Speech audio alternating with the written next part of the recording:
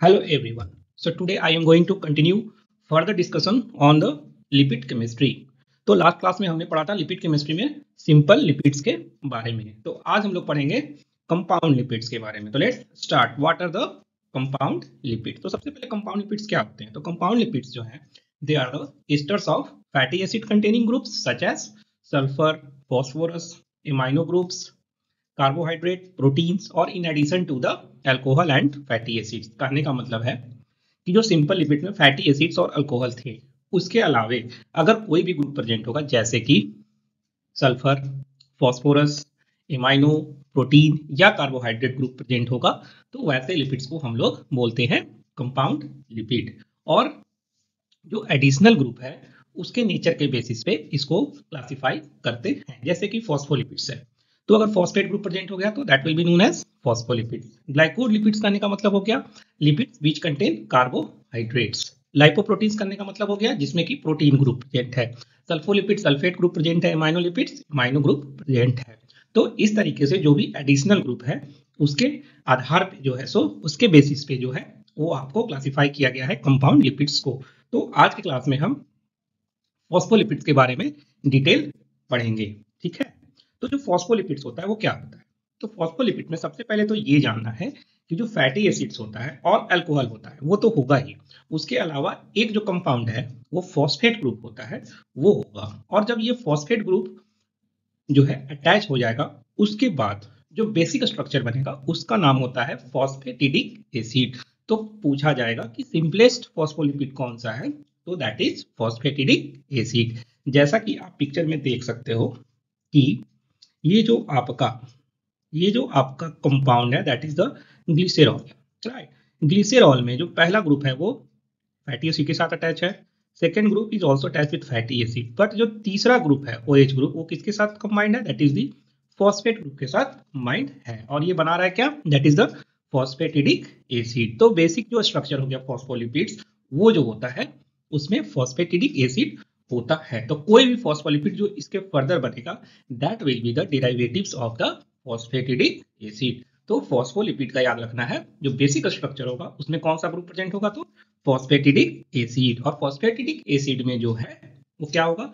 तो जो ग्लिसरॉल्स होगा या जो अल्कोहल होगा उसमें दो ग्रुप से तो जो है फैटी एसिड अटैच होगा OH के साथ, और एक जो ग्रुप बच गया OH ग्लिसरॉल का उसके साथ फॉस्फेट ग्रुप आकर के अटैच होगा या फॉस्फोरिक एसिड का जो रेसिड्यू होगा वो आकर के अटैच होगा। ठीक है, तो अब जो फॉस्फोरिक एसिड के साथ या फॉस्फेटिडिक एसिड के साथ जो नाइट्रोजन कंटेनिंग बेसेस या नाइट्रोजन कंटेनिंग कंपाउंड्स अटैच होंगे उसके बेसिस पे फॉस्फोलिपिड्स को फर्दर जो है सो क्लासिफाई किया गया है। जैसे कि पहला है फॉस्फेटिडाइल कोलिन। उसके पहले देखते हैं कितने प्रकार का फॉस्फोलिपिड्स होता है। तो फॉस्फोलिपिड्स बेसिकली दो प्रकार का हो सकता है, एक हुआ ग्लिसरोफॉस्फोलिपिड्स और दूसरा हो गया स्फिंगोफॉस्फोलिपिड्स। ग्लिसरोफॉस्फोलिपिड कहने का मतलब है जो अल्कोहल होगा वो ग्लिसरॉल होगा, जबकि जो स्फिंगोफॉस्फोलिपिड्स होगा that will contain the sphingosine as a alcohol. ठीक है, तो ग्लिसरोफॉस्फोलिपिड्स में ग्लिसरॉल के रूप में होगा अल्कोहल और स्फिंगोफॉस्फोलिपिड्स में जो है सो आपको स्फिंगोसिन होगा एज एन अल्कोहल। ठीक है, उसके बाद देखते हैं जो फॉस्फोलिपिड्स का पहला है that is the phosphatidyl choline या इसका दूसरा नाम है लेसिथीन। इसका कहने का क्या मतलब? नाम में जैसा कि स्पष्ट है दैट इज फॉस्फेटिडाइल कोलिन। तो फॉस्फेटिडाइल से तो जो आपका बेसिक स्ट्रक्चर हो गया फॉस्फेटिडिक एसिड का वो होगा, जैसे कि आप इस स्ट्रक्चर में देख सकते हैं। आप देखिए ये ग्लिसरॉल हो गया, ग्लिसरॉल के साथ पहला फैटी एसिड दूसरा फैटी एसिड, उसके बाद तीसरा जो एच ग्रुप है उसके साथ जो है सो फॉस्फेट ग्रुप अटैच्ड है, और इस फॉस्फेट या फॉस्फेट ग्रुप के साथ जो है वो आपका जो है कौन सा कंपाउंड अटैच है? That is the Colin.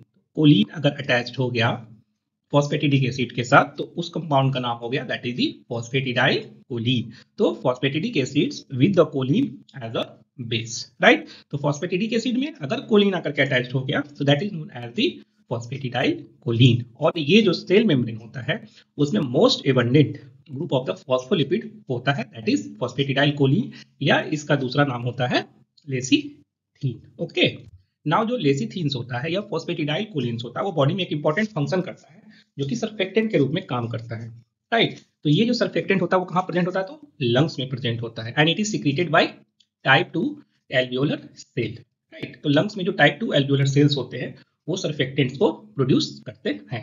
तो सर्फेक्टेंट्स में क्या क्या होता है? तो जो है आपको जो मेजर कंपाउंड होता है वो डाई पाल्मिटवाइल फॉस्फेटिडाइल कोलिन या डीपीसीसी बोलते हैं, वो होता है 40% के आसपास। उसके अलावा सर्फेक्टेंट प्रोटीन्स होता है एसपीए, एसपीबी, एसपीसी और एसपीडी 5%, और कोलेस्ट्रॉल होता है 5%। बट फॉस्फेटिडाइल कोलिन जो होता है अप्रोक्सीमेटली सर्फेक्टेंट का 85% ऑफ द लिपिड होता है। अब ये जानना जरूरी है कि सर्फेक्टेंट क्यों जरूरी है लंग्स में। तो इसका जो फंक्शन है वो क्या होता है कि ये जो वाटर और एयर का जो इंटरफेस है इन द लंग एल्वियोलाई, वहां पे ये प्रेजेंट होता है, राइट। वहां पे ये प्रेजेंट होकर के क्या करेगा, लिपिड मोनोलेयर का फॉर्मेशन करेगा। और जब ये लिपिड मोनोलेयर का फॉर्मेशन करेगा तो जब हम लोग एक्सेल करते हैं, एक्सेल करने के बाद क्या होता है, एल्वियोलाई कोलैप्स होने लगता है। तो उस कोलैप्स से बचाता है हमारा सर्फेक्टेंट। कैसे? By reducing the surface tension at the water and the air interface. तो सर्फेक्टेंट का काम क्या हो गया, that is reducing the surface tension at the water air interface of the alveoli. तो मेन फंक्शन इसका ये होगा। उसके अलावा ये इनेट होस्ट डिफेंस का भी काम करता है। तीसरा जो इंपॉर्टेंट पॉइंट है कि जो हमारे बॉडी में ग्लूकोकॉर्टिकॉइड्स होता है, वो ग्लूकोकॉर्टिकॉइड्स क्या करता है, इंक्रीज करता है सिंथेसिस ऑफ द सर्फेक्टेंट्स। कहने का मतलब ये है कि सर्फेक्टेंट्स को प्रोडक्शन को इनहेंस करता है ग्लूकोकॉर्टिकॉइड्स। उसके अलावा लंग सेल्स में डिफरेंशिएशन को भी प्रमोट करता है। ठीक है, अब मान लेते हैं कि सर्फेक्टेंट अगर डिफिशिएंट हो जाए तो उसके चलते न्यू बॉन्ड्स में जो है एक प्रकार का सिंड्रोम प्रोड्यूस होता है, जिसका की नाम होता है that is respiratory distress syndrome, right. Respiratory distress syndrome क्यों होता है? It is due to the defect in the biosynthesis of DPCC. जो आपका सर्फेक्टेंट होता है उसमें जो सबसे इंपॉर्टेंट कंपाउंड है that is DPCC, die पाल्मिटवाइल lecithin, उसके सिंथेसिस में अगर डिफेक्ट आ गया तो उसके डिफिशियंसी के कारण डिजीज होता है, उसका नाम है रेस्पिरेटरी डिस्ट्रेस सिंड्रोम, राइट। तो जब अगर रेस्पिरेटरी डिस्ट्रेस सिंड्रोम में जो है अगर सर्फेक्टेंट एब्सेंट होगा या कम होगा तो क्या होगा, एल्वियोलाई कोलैप्स हो जाएगा, जिसके कारण रेस्पिरेशन में डिफिकल्टी होगा, जिसके कारण पेशेंट जो है बर्थ के बाद apnoea, cyanosis, grunting, inspiratory striders, nasal flaring, poor breathing और ये सब जो है सो फीचर लेकर के पेशेंट प्रेजेंट करेगा। उसके अलावा प्रीटर्म नियोनेट में ये मॉर्बिडिटी भी काउज करता है। तो बेसिक ये जानना है कि respiratory distress syndrome is due to the deficiency of the phospholipid DPCC, die पाल्मिटवाइल lecithin, जिसके कारण सरफेस टेंशन रिड्यूस नहीं होगा और उसके कारण एल्वियोलाई कोलैप्स कर जाएगा, जिसके कारण रेस्पिरेशन में डिफिकल्टी होगी। ठीक है, उसके बाद देखते हैं अगला। इसके बाद अगर रेडियोलॉजिकल फाइंडिंग देखना हो गया कि जो रेस्पिरेटरी डिस्ट्रेस सिंड्रोम का बच्चा है या नियोनेट से वो क्या होगा, तो रेडियोलॉजिकल फाइंडिंग में जो है सो एक प्रकार का फाइंडिंग होता है, उसका नाम है ग्राउंड ग्लास अपीयरेंस। तो जो है रेडियोलॉजिकल फाइंडिंग में हम लोग देखेंगे एक्सरेज में क्या देखेंगे, ground glass appearance of the lungs. आप जैसा कि देख सकते हैं ये जो है सो आपका नॉर्मल एल्वियोलाई है, ये एल्वियोलाई जो है नॉर्मल, जिसमें आप देख सकते हैं जितने भी एल्वियोलाई है कंप्लीटली ओपन नहीं है सारे, जबकि ये जो एल्वियोलाई है that is the collapse alveoli due to the absence of the surfactant, right. तो ये हो गया आपका रेस्पिरेटरी डिस्ट्रेस सिंड्रोम, ठीक है, और सर्फेक्टेंट के बारे में। उसके बाद आते हैं लाइसोफॉस्फोलिपिड्स, लेसिथीन का ही पार्ट है ये भी। तो लाइसोफॉस्फोलिपिड्स क्या होता है? लाइसोफॉस्फोलिपिड्स जो है इसमें क्या है, मान लेते हैं कि लेसिथीन है हमारे पास, राइट। स्नेक का जो विनोम होता है, राइट, क्या होता है, स्नेक का जो विनोम है उसमें एक कंपाउंड पाया जाता है या एक एंजाइम पाया जाता है जिसका की नाम है लेसिथीनेज।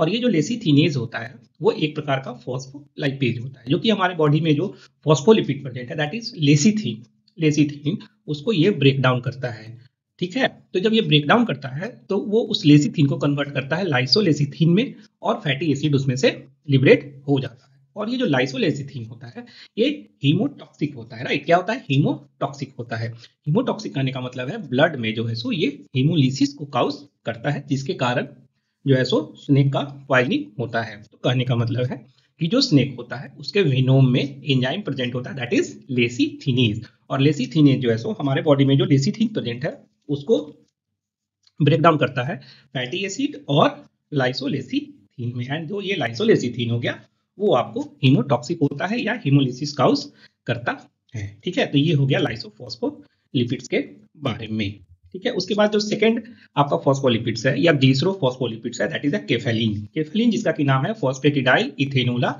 एमीन। तो यहाँ पे क्या होगा, फॉस्फेटिडिक एसिड तो आपका कॉमन होगा इतना, that is the glycerol plus 2 fatty acid और फॉस्फेट ग्रुप। बस डिफरेंस क्या है, तो यहाँ पे आप देख सकते हैं जो ये नाइट्रोजनस बेस कंपाउंड है दैट वुड बी डिफरेंस, जिसका की नाम है इथेनोला एमीन। अगर इथेनोला एमीन होगा तो उसका नाम हो जाएगा फॉस्फेटिडाइल इथेनोला एमीन, राइट। और ये जो फॉस्फेट ग्रुप है इसके कारण ये जो है सो एम्फीपैथिक इन द नेचर होगा, और ये कहाँ पे प्रेजेंट होगा, in the white matter of the brain.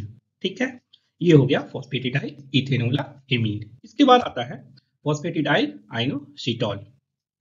Phosphatidyl inositol जो है इसमें भी फॉस्फेटिडिक एसिड तो सेम रहेगा, बस डिफरेंस क्या होगा, तो इसका जो नाइट्रोजनस बेस कंपाउंड होगा that is known as the alcohol जो है आइनोसिटॉल। और ये जो फॉस्फेटिडाइल आइनोसिटॉल बाइफॉस्फेट है ये आपका कहाँ पे प्रेजेंट होता है, बायो मेम्ब्रेन्स में या प्लाज्मा मेम्ब्रेन्स में प्रेजेंट होता है। और ये जो है आपका काम करता है सेकेंड मैसेंजर का। जैसा कि देख सकते हैं जी प्रोटीन कपल रिसेप्टर पे आकर हार्मोन एक्ट करता है तो वो फॉस्फोलाइपेज सी को एक्टिवेट करता है, जिसके कारण जो मेम्ब्रेन में फॉस्फोलिपिड्स होता है वो डिस्ट्रीब्यूट होता है या ब्रेकडाउन होता है डाइएसाइल ग्लिसरॉल में और आइनोसिटॉल ट्राइफॉस्फेट में। आइनोसिटॉल ट्राइफॉस्फेट जो है वो इंडोप्लाज्मिक रेटिकुलम से कैल्शियम को रिलीज करता है और वो और डैग मिलकर के क्या करता है, प्रोटीन काइनेज सी की एक्टिविटी को बढ़ाता है, जिसके कारण आपका जो है सो फॉस्फोरिलेशन होता है। तो ये फंक्शन हो गया that is the phosphatidyl inositol का, जो कि कैसे फंक्शन करता है, act as a second messenger. ठीक है, तो ये हो गया आपका फॉस्फेटिडाइल आइनोसिटॉल। उसके बाद आता है फॉस्फेटिडाइल सेरीन। फॉस्फेटिडाइल सेरीन में क्या डिफरेंस होगा, तो जो आपका नाइट्रोजनस कंपाउंड होगा दैट वुड बी सेरीन। और फॉस्फेटिडाइल सेरीन जो है सो एक तो सेल मेम्ब्रेन में प्रेजेंट होता है, उसके अलावा ये एपोप्टोसिस में भी जो है फंक्शनिंग करता है। एपोप्टोसिस करने का मतलब प्रोग्राम्ड सेल डेथ में भी फॉस्फेटिडाइल सेरीन काम करता है। तो ये बहुत इंपॉर्टेंट एमसीक्यू आता है एग्जाम में। तो फॉस्फेटिडाइल सेरीन का फंक्शन क्या है, तो it has a role in the apoptosis that is in the programmed cell death. ठीक है, उसके बाद कार्डियोलिपिन। कार्डियोलिपिन बहुत ही इंपॉर्टेंट है, इसलिए कि it is the only phospholipid which is antigenic in nature, right. क्या है, it is antigenic in nature. तो ये बनता कैसे, इसका स्ट्रक्चर देखेंगे। तो सबसे पहले देखेंगे कि जो है बेसिक स्ट्रक्चर जो है that is the phosphatidyl glycerol. Phosphatidyl glycerol करने का क्या मतलब हो गया, फॉस्फेटिडाइल ग्लिसरॉल करने का मतलब हो गया कि आपके पास फॉस्फेटिडिक एसिड ऑलरेडी है, राइट। ये जो बेसिक फॉस्फोलिपिड का स्ट्रक्चर है फॉस्फेटिडिक एसिड वो तो आपके पास ऑलरेडी है, उसमें आकर के अटैच हो गया दैट इज ग्लिसरॉल। तो इसका नाम हो गया फॉस्फेटिडाइल ग्लिसरॉल। इसके बाद जो है सो इसमें अटैच्ड होकर के आ जाएगा डाइफॉस्फेटिडाइल ग्लिसरॉल। कहने का मतलब है फॉस्फेटिडाइल ग्लिसरॉल में एक और फॉस्फेटिडाइल ग्रुप आकर के जब अटैच्ड हो जाएगा तो that is known as cardiolipin, या उसका स्ट्रक्चरल नेम होगा डाइफॉस्फेटिडाइल ग्लिसरॉल। जैसा कि स्ट्रक्चर में देख सकते हो कि आपका ये जो ग्रुप है that is the phosphatidyl glycerol, right. आप देख सकते हैं ये ग्लिसरॉल कंपाउंड हो गया जिसमें कि दो में फैटी एसिड अटैच्ड है और एक फॉस्फेटिडिक एसिड हो गया। तो ये फॉस्फेटिडिक एसिड में जब ग्लिसरॉल अटैच्ड है तो इसका नाम है फॉस्फेटिडाइल ग्लिसरॉल। और इसके साथ अगर दूसरा फॉस्फेटिडिक एसिड अगर आकर के अटैच्ड हो गया तो that is known as diphosphatidyl glycerol, या इसी को हम लोग बोलते हैं कार्डियोलिपिन। तो ये कहाँ पे प्रेजेंट होगा, तो that is present in the inner mitochondrial membrane में, और ये जो है सो एंटीजेनिक होगा, राइट। और अगर इसका लेवल डिक्रीज मिलता है हमारे शरीर में या हमारे बॉडी में तो ये कह सकते हैं कि माइटोकॉन्ड्रिया में कहीं ना कहीं डिसफंक्शन है, जिसके कारण कार्डियोलिपिन का लेवल कम है। तो एक याद रखना, हार्ट में प्रेजेंट होगा, हार्ट में भी कहाँ पे होगा, that is will be in the mitochondria. ठीक है, तो that is the cardiolipin, that is diphosphatidyl glycerol and it is cardiolipin. ठीक है, इसके बाद जो अगला फॉस्फोलिपिड्स है या ग्लिसरोफॉस्फोलिपिड्स है दैट इज प्लाज्मालोजेंस। प्लाज्मालोजेंस नाम क्या याद रखना है, प्लाज्मालोजेंस। प्लाज्मालोजेंस में क्या होता है कि फॉस्फेटिडिक एसिड तो होगा ही होगा, उसमें जो बेस प्रेजेंट होगा दैट विल बी इथेनोला एमीन। इतना तो आप फॉस्फेटिडाइल इथेनोला एमीन में भी आपने देखा। डिफरेंस क्या है, स्ट्रक्चर फॉस्फेटिडाइल इथेनोला एमीन का ही है, बट जो सबसे पहला फैटी एसिड्स है उसमें डिफरेंस होता है। डिफरेंस क्या होता है, तो यहाँ पे आप देख सकते हैं कि फैटी एसिड में जो एक तो अनसेचुरेटेड फैटी एसिड्स है, दूसरा इस फैटी एसिड में ये बॉन्ड आप दिख रहे हैं that is the ether bond. तो अगर फैटी एसिड का वन में या फर्स्ट कार्बन वाले फैटी एसिड्स पे अगर ईथर बॉन्ड प्रेजेंट है और उसमें एक अनसेचुरेटेड फैटी एसिड प्रेजेंट है then the structure is known as plasmalogens, right. तो ये भी कहाँ मिलता है, तो ये भी जो है सो सेल मेम्ब्रेन में मिलता है और ये मेम्ब्रेन के स्ट्रक्चर और स्टेबिलिटी को मेंटेन करता है। तो ये हो गए आपके बेसिक फॉस्फोलिपिड्स के बारे में। तो ये 6 प्रकार के फॉस्फोलिपिड्स होंगे।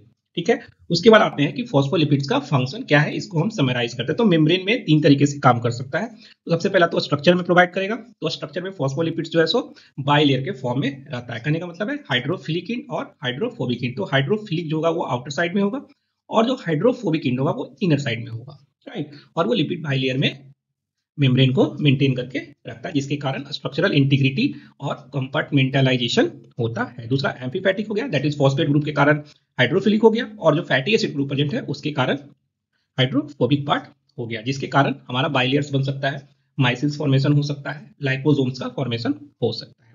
उसके बाद जो है सो सेलेक्टिव परमियाबिलिटी के रूप में फॉस्फोलिपिड जो है सो उसको सेलेक्टिव परमियाबिलिटी को रेगुलेट करता है और सेल के इनर एनवायरनमेंट को मेंटेन करके रखता है। तो ये फंक्शन हो गया बेसिक मेम्ब्रेन्स। उसके अलावा भी हो सकता है, जैसे कि एक्सोसाइटोसिस, इंडोसाइटोसिस में भी हेल्प करता है। उसके अलावा हमने बताया सर्फेक्टेंट्स के रूप में काम करता है।